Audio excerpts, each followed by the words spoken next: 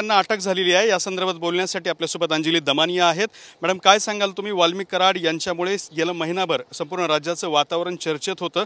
त्यांना अटक झालेली आहे, त्यांनी सरेंडर केलेलं आहे स्वतःला, काय भूमिका आहे? काल परळी वैजनाथचं मी सोमवती अमावस्येच्या दिवशी दर्शन घेऊन मी हीच प्रार्थना केली होती की अशा सगळ्या लोकांना ताबडतोब अटक खरं झाली पाहिजे।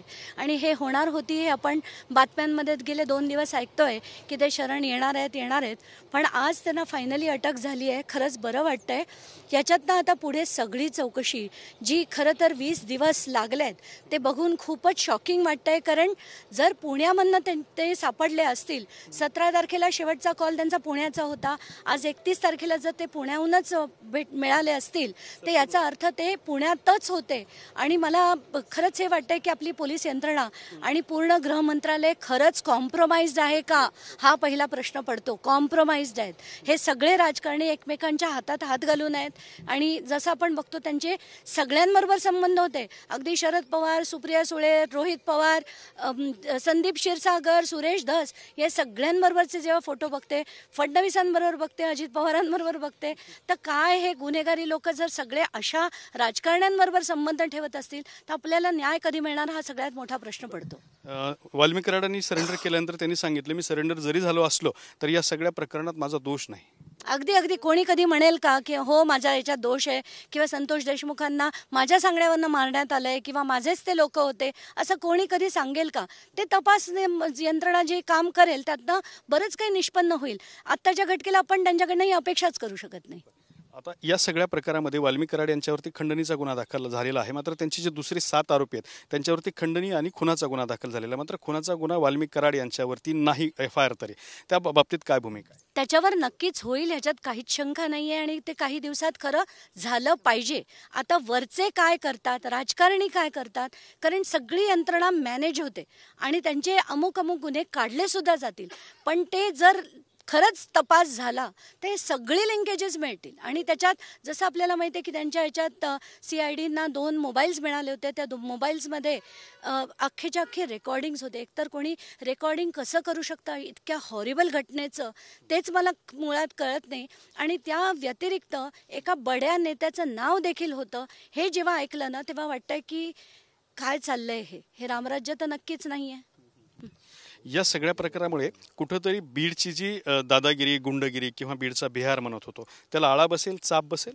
चाप बसलाच पाहिजे। आणि हे जसं आपण बघतोय आताचे नवीन SP आहेत ते बऱ्यापैकी प्रयत्न करतात। त्यांनी बरेचसे जे पिस्तूलधारी जे लोक होते त्यांच्यावर FIRs केल्यात, त्यांच्यावर कारवाई केली आहे। तर आता त्यांनी पूर्ण जर ह्या जिल्ह्यावर फोकस केला जे ते करणार आहेत तर बराचसा ह्या जिल्हा कंट्रोलमध्ये येईल। चांगल्या सगळ्या टॉप अधिकाऱ्यांना इथे आता आणलं पाहिजे आणि इथलं पालकमंत्रीपद जे आहे ते कुठल्या तरी अशा रिस्पॉन्सिबल व्यक्तीकडे दिलं तर हा जिल्हा नक्कीच बदलेल।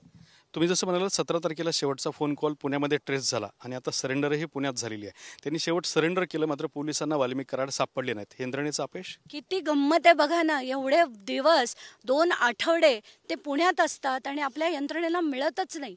हे कधी कोणाला पटेल का हो? आपली पोलीस फोर्स इतकी खराब आहे का, की त्यांचे जे इंटेलिजन्स सर्व्हिसेस आहेत ते इतक्या खराब आहेत का, की पुण्यात असून त्यांना माणूस मिळत नाही?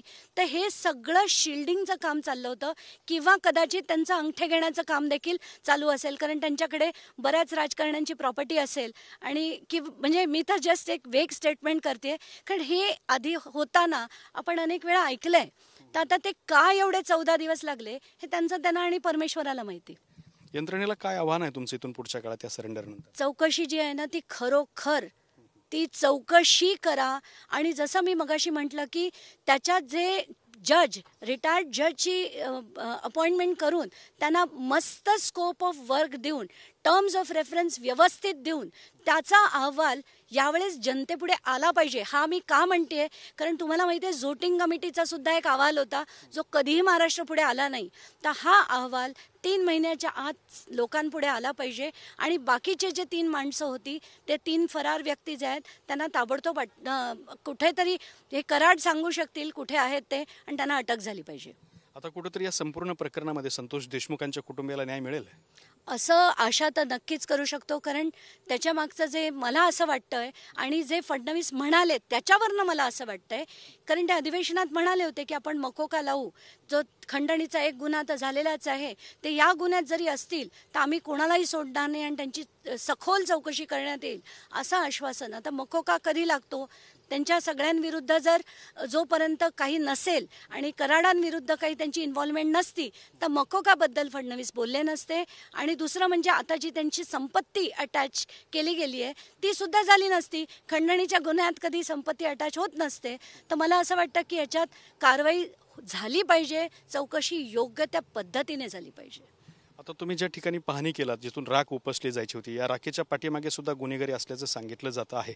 वाल्मिक कराडांना अटक झाली, मग हे जे असे प्रकार मोठ्या प्रमाणात घडायचे त्यावरती सुद्धा बंधनं येतील, आळा येईल? आता आळा आला पाहिजे असं वाटतंय, पण मला असं जी माहिती मिळते की कालपर्यंत इथे आज जे टिपर्स नाही आहेत पण कालपर्यंत इथे 25 टिपर आत्ता सुद्धा होते. याचा अर्थ आहे ते उत्खनन जे आहे ते चालूच आहे आणि कुठेतरी हे थांबायला हवं असेल तर आता मला वाटतं SP जे अतिशय प्रोॲक्टिव्ह आहेत त्यांनी जास्त मेजर घेऊन इथे अपॉइंट करून पोलीस फोर्स ठेवायला हवा. तर या होत्या अंजली दमानिया यांनी वाल्मिक कराड यांच्या सरेंडरवरती आपली प्रतिक्रिया दिलेली आहे. कॅमेरामॅन अप्पासाहेब सोबत दत्ता कानवटे, TV9 मराठी, बीड.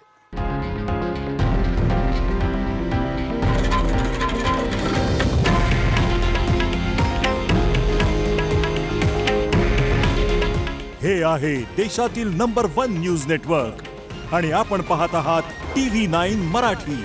काळजी तुमची, हित महाराष्ट्राचं.